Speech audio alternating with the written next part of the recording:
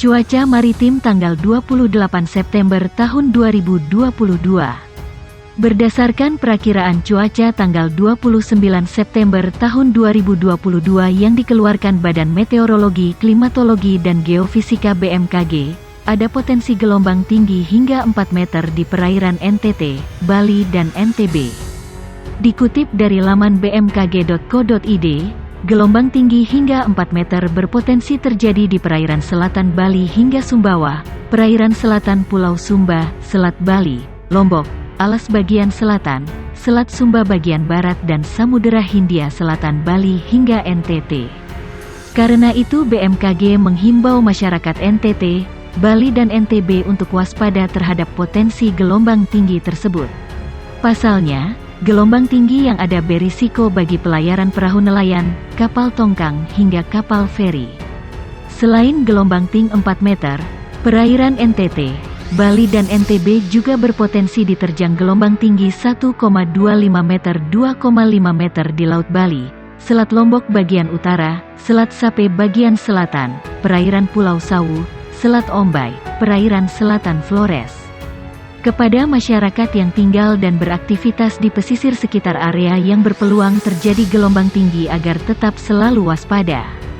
Sementara itu, pola angin di wilayah Indonesia bagian utara dominan bergerak dari tenggara, barat daya dengan kecepatan angin berkisar 5-25 knot, sedangkan di wilayah Indonesia bagian selatan dominan bergerak dari timur, tenggara dengan kecepatan angin berkisar 5-20 knot. Kecepatan angin tertinggi terpantau di Selat Malaka bagian utara, perairan utara Sabang, perairan Banten, Selat Sunda, perairan selatan Jawa Barat, perairan selatan Kalimantan Tengah, Selat Lombok bagian utara. Badan Meteorologi Klimatologi kembali mengeluarkan peringatan dini terkait cuaca maritim NTT, Bali dan NTB hari ini.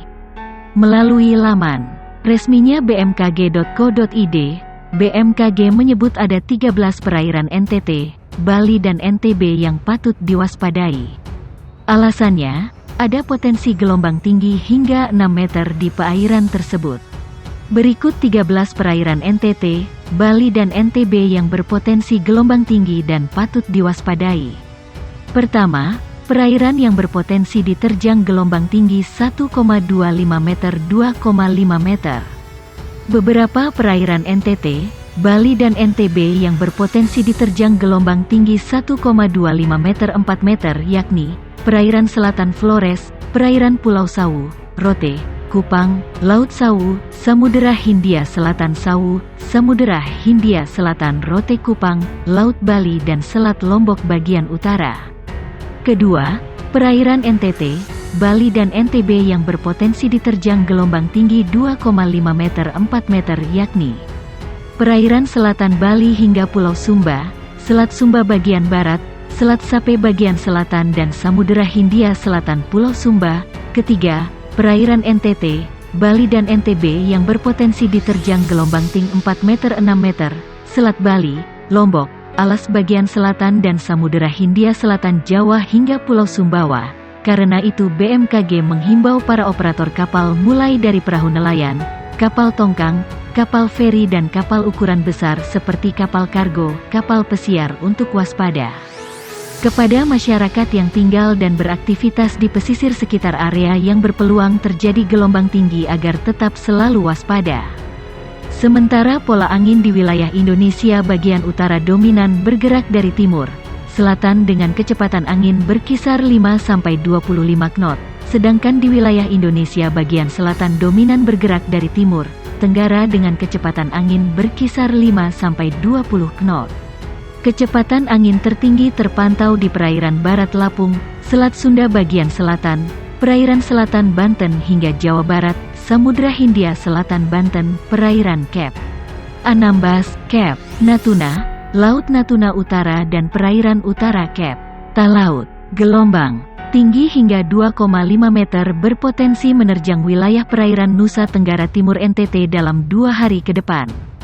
Informasi itu disampaikan Prakirawan Badan Meteorologi Klimatologi dan Geofisika BMKG Stasiun Meteorologi Maritim Tenau, Yudi Nugraha Septiadi. Dia menyebutkan, Gelombang tinggi itu akan berlangsung pada 7–8 September tahun 2022.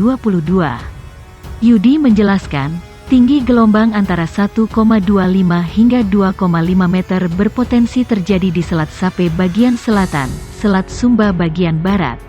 Kemudian Laut Sawu, Samudera Hindia Selatan Sumba Sabu, perairan selatan Kupang Rote dan Samudera Hindia Selatan Kupang Rote.